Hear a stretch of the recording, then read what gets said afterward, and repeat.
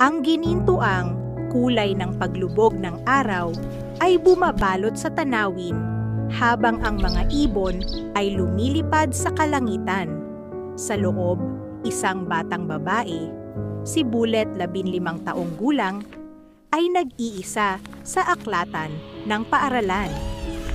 Sino yon? May nagbukas ba ng bintana?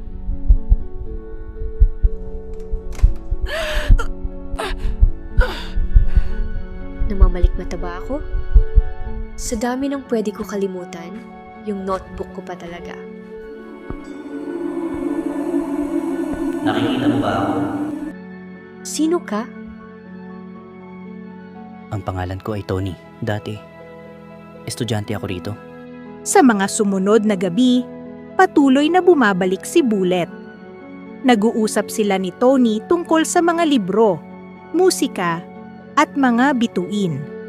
Natutunan niyang namatay si Tony sa isang trahedya maraming taon na ang nakalipas at nakatali sa paaralan mula noon.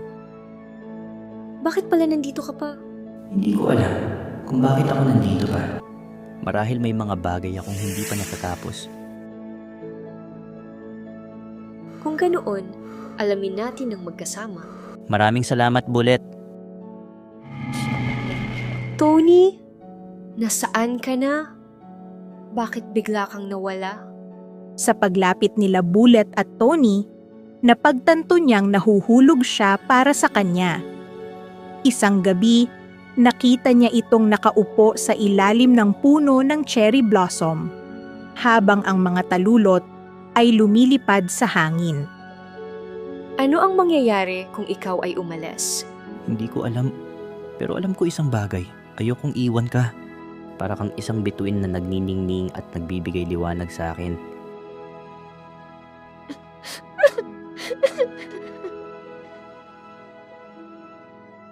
Nandito lang ako para sa'yo.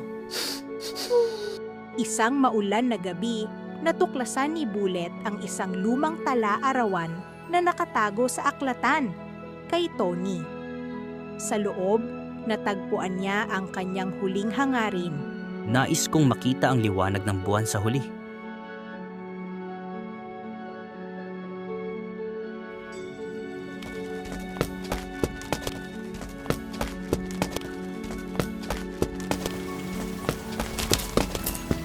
Tony!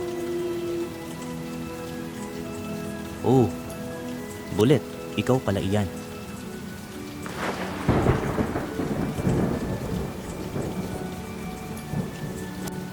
Ang iyong hangarin, hindi mo nakita ang buwan sa gabing iyon, di ba? Hindi, ngunit sa iyo, parang nakita ko na. Salamat, Bullet. Sa pagpaparamdam mo sa akin na ako'y buhay muli.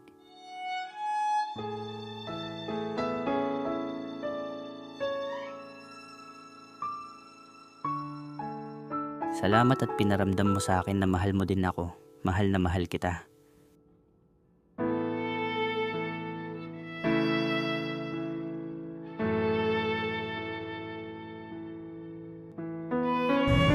Mukhang kailangan ko nang umalis, Bullet. Maraming salamat sa lahat, Tony. Paalam.